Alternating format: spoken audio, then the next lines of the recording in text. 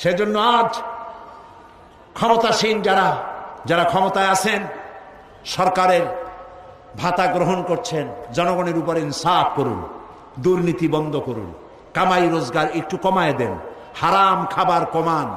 যত হারাম খাইবেন পেট তত চর্বি জমবে, আর ওই চর্বি জাহান্নামের আগুনে জ্বলার আগে জান্নাত হারাম।